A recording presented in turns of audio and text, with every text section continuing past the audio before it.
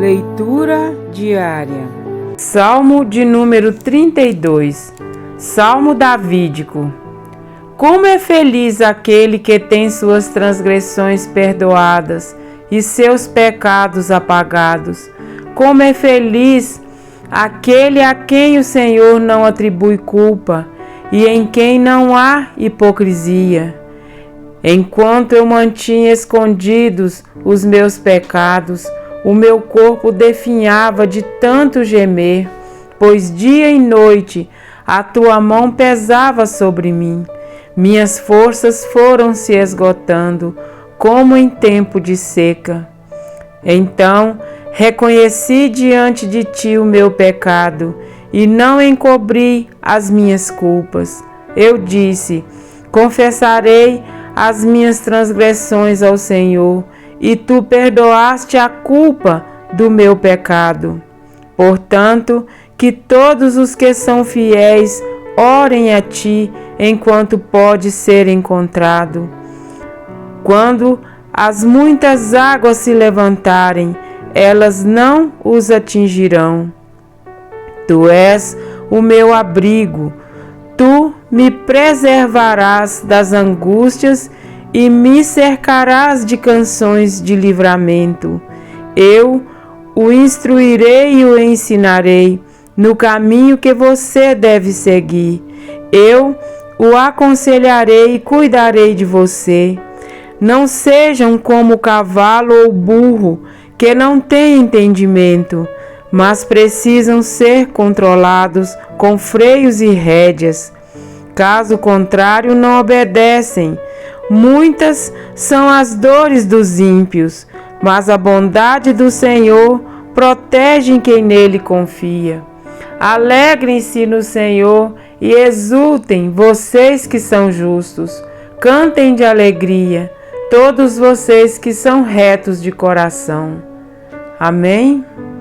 Para refletir. Bem-aventurado aquele cuja iniquidade é perdoada, cujo pecado é coberto.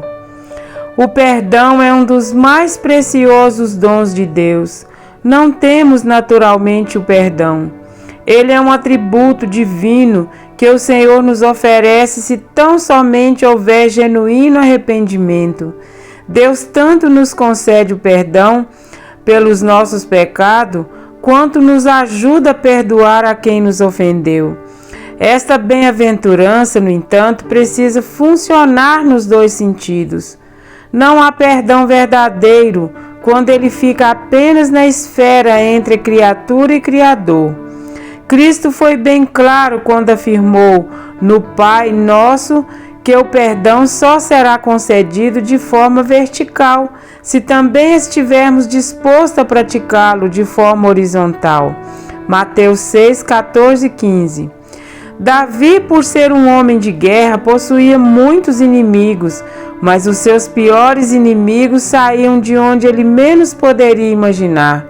Quando ele teve que fugir de Saul, por exemplo, não fugiu com rancor em seu coração, mas com o coração aflito, pois não conseguia compreender a razão de tanta ira.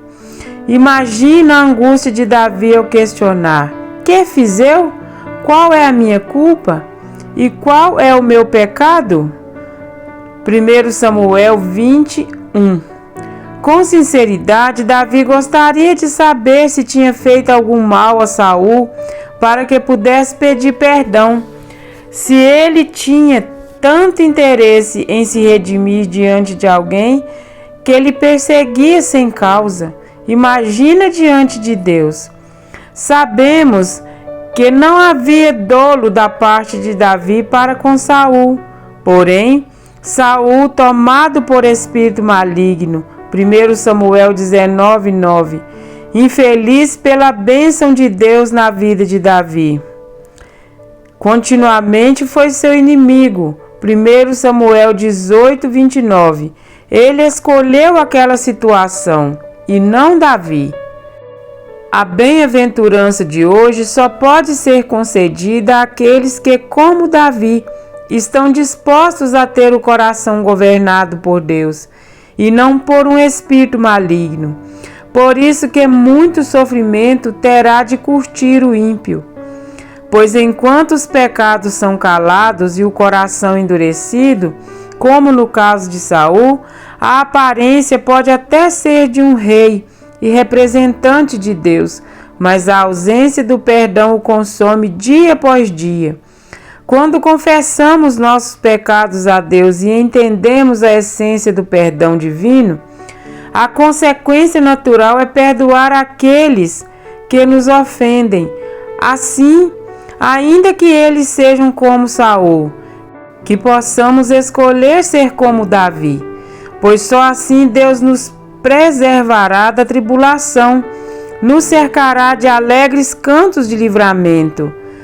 Segundo Samuel 22, e nos instruirá e nos ensinará o caminho que devemos seguir. Não se deixe levar por maus sentimentos. Não permita que o teu coração se feche para o perdão. Lembre que você também não é merecedor do perdão e da graça divina, mas Jesus escolheu te amar primeiro e tomar sobre si os teus pecados.